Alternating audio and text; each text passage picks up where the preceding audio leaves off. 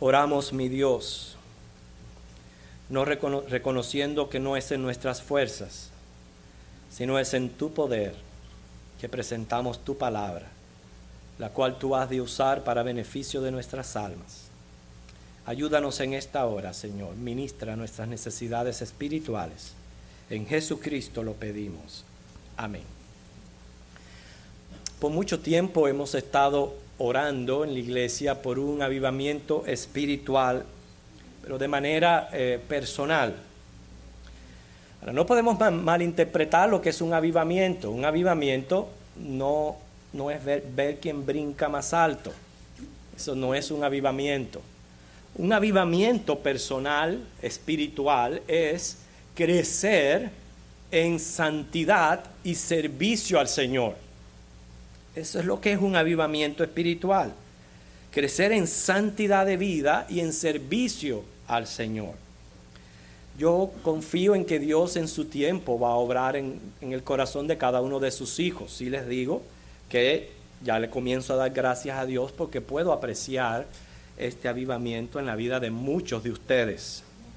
Pero este avivamiento lo produce la palabra de Dios. Por eso les he invitado a que ahí en Hebreos capítulo 4, los versículos del 12 al 13, miren el efecto que tiene la palabra de Dios. Porque la palabra de Dios es viva y eficaz, y más cortante que toda espada de dos filos, y penetra hasta partir el alma y el espíritu, las coyunturas y los tuétanos, y discierne los pensamientos y las intenciones del corazón. Y no hay cosa creada que no sea manifiesta en su presencia.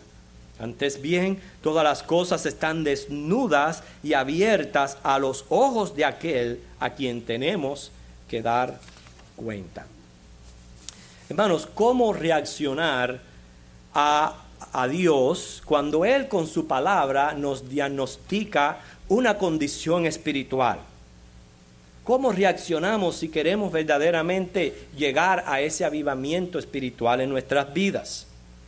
Bueno, imagine por un momento caer en un pozo ciego. Imagínese, caer en un pozo ciego, con todas sus ratas, sus arañas y sus ranas. Imagínese caer en un pozo ciego y que al caer usted está adormecido, pero de pronto usted despierta y al verse en ese pozo obviamente se desespera y procura salir.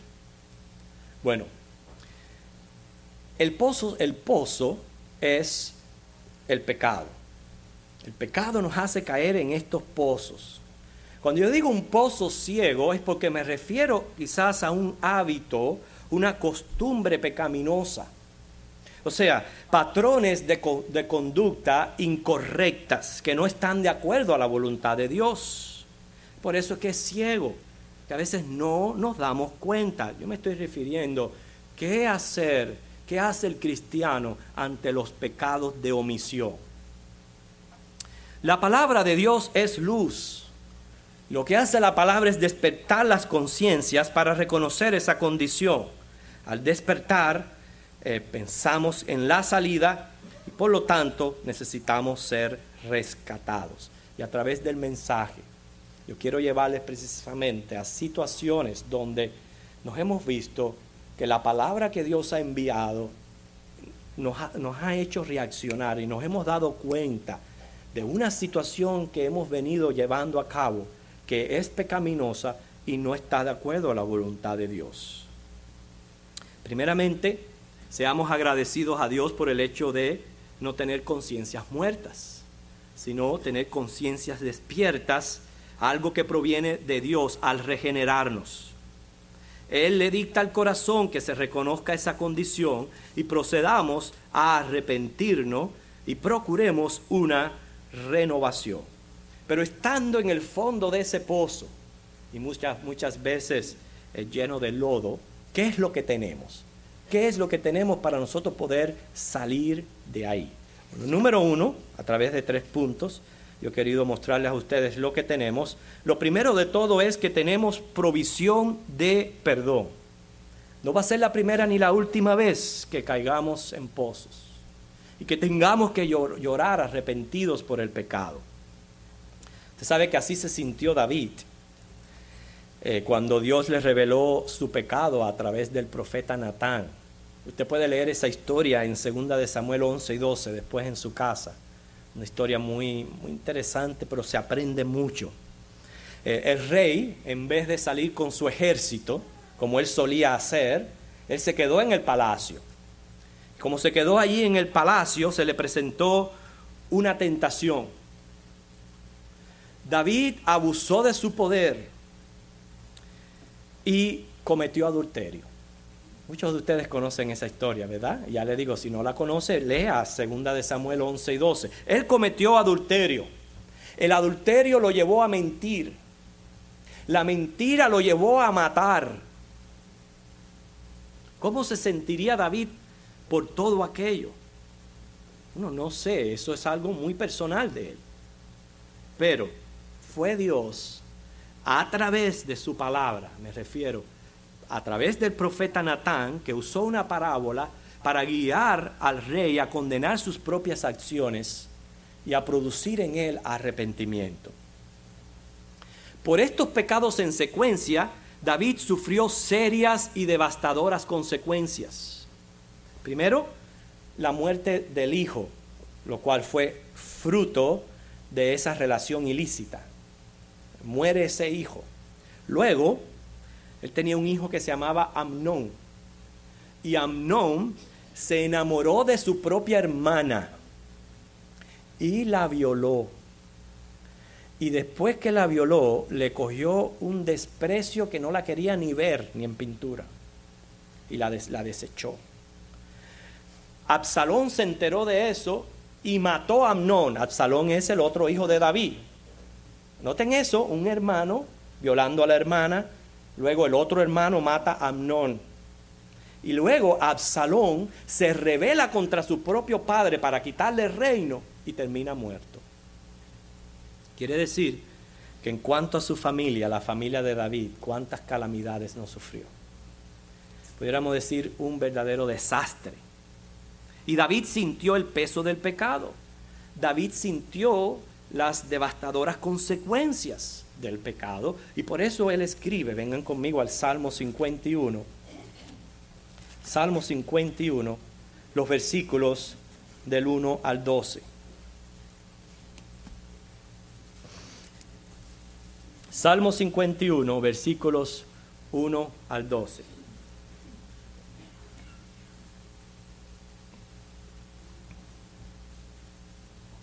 Síganme con la vista según leemos. Porque ya teniendo en nuestra mente lo que le sucedió a él y el tiempo que él se mantuvo, yo no sé cómo. Lo que sintió David después que cometió todos esos pecados, solamente él puede hablar de eso. Pero el caso fue que tuvo Natán que venir y decirle, mira, tú has hecho esto. Y ahí fue cuando él se dio cuenta de este pecado de omisión, que para él se mantenía en omisión, hasta que él se dio cuenta por el profeta Natán. Luego él escribe, ten piedad de mí, oh Dios, conforme a tu misericordia. Conforme a la multitud de tus piedades, borra mis rebeliones. Lávame más y más de mi maldad. Límpiame de mi pecado. Dice, porque yo reconozco mis rebeliones. Mi pecado está siempre delante de mí. Contra ti solo he pecado. He hecho lo malo delante de tus ojos. ¿Están sintiendo el corazón de David ahí? Pidiendo en oración todo esto. Dice, para que seas reconocido justo en tu palabra y tenido por puro en tu juicio. He aquí, en maldad he sido formado. En pecado me concebió mi madre. He aquí tú amas la verdad en lo íntimo. En lo secreto me has hecho comprender sabiduría. Purifícame con hisopo, seré limpio. Lávame y seré más blanco que la nieve.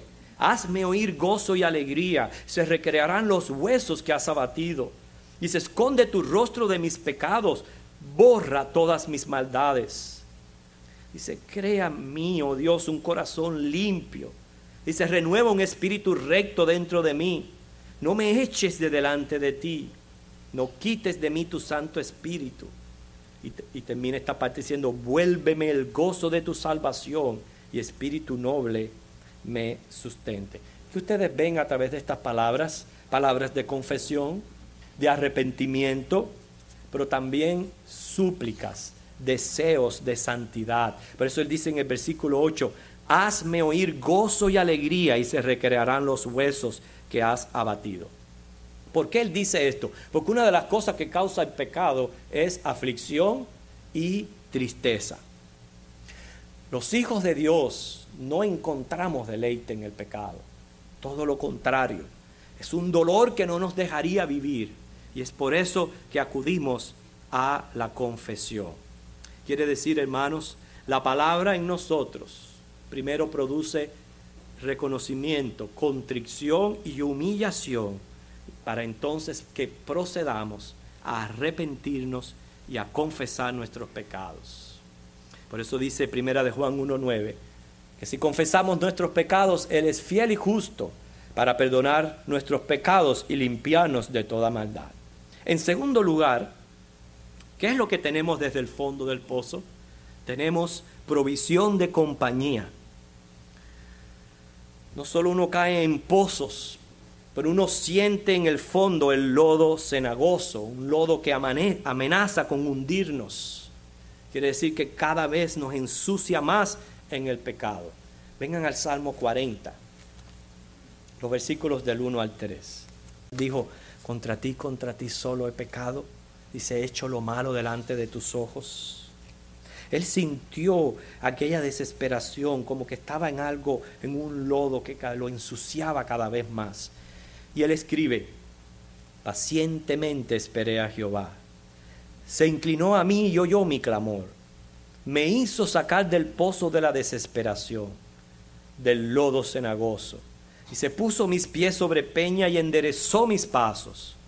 Puso luego en mi boca cántico nuevo, alabanza a nuestro Dios. Una de las cosas que menciona este Salmo 40 es el anhelo de que se enderecen nuestros pasos. ¿De qué le vale que uno reconozca que uno está mal si uno no pide un deseo de que nuestros pasos se enderecen? ¿Qué efectividad podrá tener escuchar la palabra de Dios si no provoca un sentir de culpa que nos lleve al arrepentimiento? Pero ¿qué efectividad tendrá arrepentirse si vamos a seguir igual? Ninguna efectividad. Por eso es que el anhelo nuestro debe de ser que le saque a uno del pozo de la desesperación y que enderece los pasos para no volver a caer en otro pozo ciego. No quiero quedar igual. Quiero que Dios enderece mis pasos. Y el único que lo puede hacer, hermanos, es Jesucristo. Noten cómo en este salmo, las palabras que el salmista usa, primero, se inclinó a mí. Se está hablando de lo que hizo Dios. Oyó mi clamor. Me hizo sacar. ¿Ve? Puso mis pies. Puso luego. ¿Ve todo lo que está haciendo Dios en la vida de David? Porque es Dios respondiendo a su clamor. Son actividades propias de Dios. Cosas que uno no puede hacer por uno mismo. Quiero que volvamos a leer en Hebreos 4, terminar esta porción con respecto a lo que estamos hablando, los versículos 14 al 16. Por tanto, teniendo un gran sumo sacerdote que traspasó los cielos, Jesús el Hijo de Dios, retengamos nuestra profesión. Porque no tenemos un sumo sacerdote que no pueda compadecerse de nuestras debilidades, sino uno que fue tentado en todo según nuestra semejanza, pero sin pecado. Acerquémonos pues confiadamente al trono de la gracia para alcanzar misericordia y hallar gracia para el oportuno socorro. O sea, hasta aquí me están siguiendo lo que estoy tratando de comunicarles. Primero, el hecho de que en ciertas circunstancias Dios va a usar su palabra para revelar una condición de nuestro corazón. Esto va a producir en nosotros un desespero, es la manera de reaccionar. ¿Okay? Y esa manera de reaccionar nos va a llevar al arrepentimiento, a confesar. Tenemos también ahí en el pozo la compañía de nuestro Señor. O sea, el Señor ayudándonos a poder salir. Y por último, en tercer lugar, tenemos, dice, provisión de poder. Aparentemente, las demandas del cristianismo, lo que es vivir en santidad, no es nada fácil, ¿cierto? ¿Verdad que no es fácil sostener la vida cristiana? No olvidemos que fue el pecado quien nos mete en el pozo y que ese pecado acarrea consecuencias. Pide, es algo que está dentro de nuestra capacidad para realizar. Ahora, que los mandamientos de Dios no son gravosos. Lo que Dios dice. La palabra es bendita porque ilumina el pecado y revela la senda para no volver a caer en luchas espirituales que sostener a diario. Hermanos, la Biblia dice otro pozo.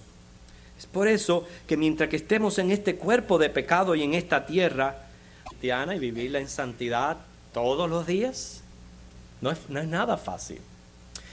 Vamos a necesitar continuamente del poder de Dios. Continuamente, hermanos, todos los días. Mi única solución es orar mucho al Señor, presentarle a Dios cada situación que se va presentando, la mínima dificultad, todo lo que tenga el potencial de convertirse en un grave problema, orar y pedírselo al Señor. ¿Cuál es mi solución para el poder de Dios? Orar todos los días. No confiar en nuestras propias fuerzas. Necesitamos el poder de Dios para cambiar. David clamó, o sea que hubo un clamor. No estamos hablando de una petición ligera, como quizás muchos de nosotros oramos y le decimos, Señor, he pecado, perdona todos mis pecados, ayúdame a no hacerlo más. Ya oré por mis pecados.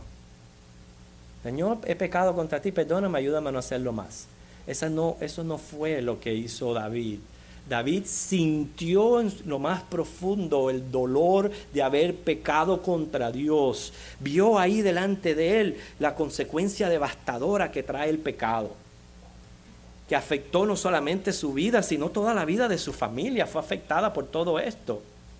Y él clamó, y al clamar, él puede decir que fue Dios quien lo sacó de ese pozo.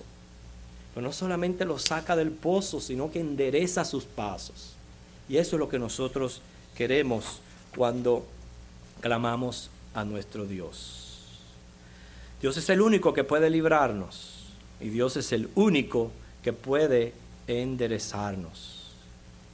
Hermanos, pensemos cada uno de nosotros al darle una revisión a nuestra vida. ¿Cuántas veces caímos en patrones de conducta incorrectas? Y no es cierto que ha afectado hasta nuestra familia, hasta nuestros hijos, que son los seres que más queremos. Ellos han aprendido de nuestros patrones incorrectos. Y entonces no solamente nos hemos afectado nosotros, hemos afectado a los seres queridos que tenemos a nuestro alrededor. Y por eso, hermanos, hay que orar para que el Señor enderezca nuestros pasos. Muchas veces decimos, bueno, ya la cosa no tiene solución. Hay un dicho por ahí que dice, árbol que nace torcido, jamás su tronco endereza. Capernaum 5:10. No diga que ese dicho está en la Biblia, eso no es un dicho de la Biblia. Pero sí la Biblia dice esto. Dice Proverbios 16:9, el corazón del hombre piensa su camino. Fíjese, el corazón del hombre piensa su camino, mas Jehová endereza sus pasos. Dice, fíate de Jehová de todo tu corazón, no te apoyes en tu propia prudencia, reconócelo en todos tus caminos y Él enderezará tus veredas. Entonces, ¿qué hacemos cuando somos cristianos que deseamos agradar al Señor, que deseamos hacer su voluntad, pero de pronto nos encontramos dentro de un pozo, rodeado de lodo, que es el pecado que nos ha metido ahí y nos ha ensuciado? No podemos quedar en esa situación. Hay que salir. Y la manera de salir es pidiendo el poder de Dios, pero suplicando, no salir de esa situación para volver a caer en otra, sino salir y pedirle al Señor, Señor, endereza mi camino, porque yo no quiero seguir igual.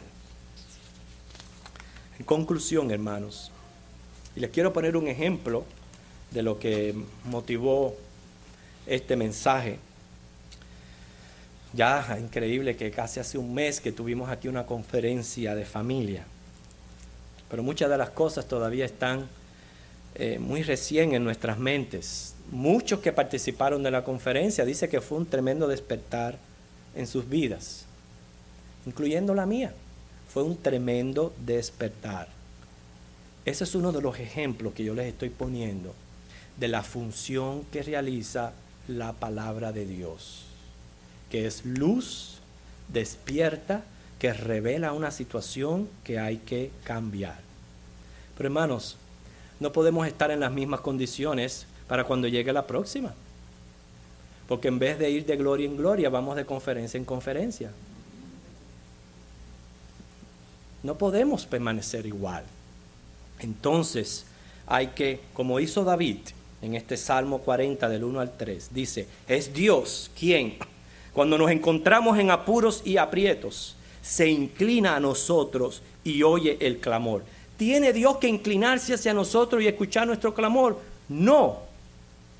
Lo hace por un acto de pura gracia y misericordia que hay en Él. Dios no nos debe nada a nosotros. Absolutamente nada. Él lo hace de un puro acto de su misericordia. Aún encontrándonos así en esa situación después de haber pecado contra Él, Dios, en vez de desecharnos, Él lo que hace es inclinarse a nosotros cuando estamos en apuro. Oye nuestro clamor. Quiere decir, entonces, hermanos, clamemos a Dios. Es Dios quien, cuando nos encontramos en un pozo, nos hace sacar de la desesperación. Es Dios quien, después de haber estado pisando un lodo pantanoso, y este lodo amenazar con embarrarnos y hundirnos y ahogarnos, dice la palabra que te saca y te pone sobre una peña firme. Eso es lo que hace Dios. Es Dios quien, después de haber andado mal, endereza nuestros pasos para que no volvamos a caer. No podemos seguir con el pasito tuntún. Tenemos que cambiar nuestros pasos. Dios es el que endereza nuestros pasos para no volver a caer. Y entonces termina aquí diciendo en la porción que hemos leído del Salmo 40, entonces Dios luego pone, ¿qué?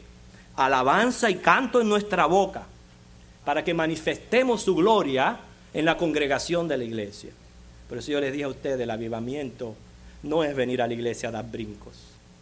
Eso no es un avivamiento.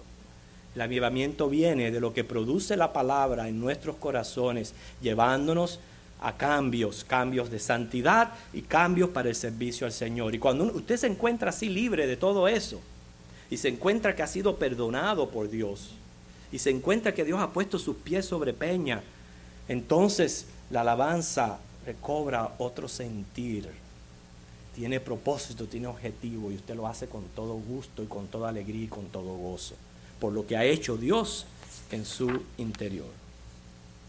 Quiere decir que a través de este mensaje hemos visto el camino hacia la restauración. Número 1, arrepentirnos y confesar nuestros pecados. ¿Por qué podemos hacer eso? Porque tenemos el sacrificio de Cristo, hecho una sola vez y para siempre, que derramó su sangre en la cruz para limpiarnos de todo pecado. Al tener el sacrificio de Cristo, fíjense, hay que evitar dos cosas: quedar impenitentes o penitentes. Impenitentes quiere decir inmune, no cambios.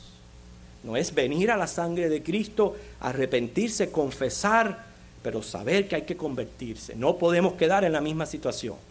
Y penitente significa seguir arrastrando mi culpa y mi pecado. No, a la vez que ya Cristo lo perdonó, ya lo perdonó para siempre. Es más, en la cruz Cristo perdonó los pecados pasados, presentes y futuros. Así que ese es nuestro primer paso hacia la restauración. El segundo es esperar pacientemente en Dios, porque tenemos un sumo sacerdote que sabe compadecerse de nosotros. Él nos enderezará nuestros pasos para no cometer los mismos pecados. Y en tercer lugar, en nuestra parte, orar mucho por el poder de Dios, presentándole a Dios la mínima cosa que querramos que Él cambie. Ya dijimos, los pecados han inclusive afectado a nuestra familia. Pensamos que estamos sin solución. No, no piense eso. Ore al Señor, ore por sus hijos, ore para que el Señor haga los cambios en su matrimonio, ore por la iglesia, ore por todas estas cosas. Y confíe no en lo que usted puede hacer, sino en el poder de Dios. Termino con esta ilustración. Dice que se cuenta de alguien que estaba esquiando en una montaña. Se encontraba solo esquiando. De pronto le sorprendió un mal tiempo, una nevada tremenda. Y no solamente una nevada, sino una avalancha. Así que ya se puede imaginar. Pobre hombre rodó y rodó y rodó y rodó, que no podía parar. Hasta que logró por fin sostenerse de una rama que encontró en el camino. Pero no veía nada, ni a la derecha, ni a la izquierda, ni arriba, ni abajo. Todo estaba blanquito, no veía nada. Y estaba ya perdiendo sus fuerzas, estaba agarrado de aquella rama y perdiendo sus fuerzas. Se acordó de que existe algo que se llama oración. Entonces se acordó y oró y clamó: Señor, Señor, socórreme. Y cuando clamó, sintió una voz bien suave en su interior que le decía: suéltate. Pero él no, él estaba aferrado a aquello. ¿Cómo me voy a soltar? Si yo me suelto aquí, me traga la nieve.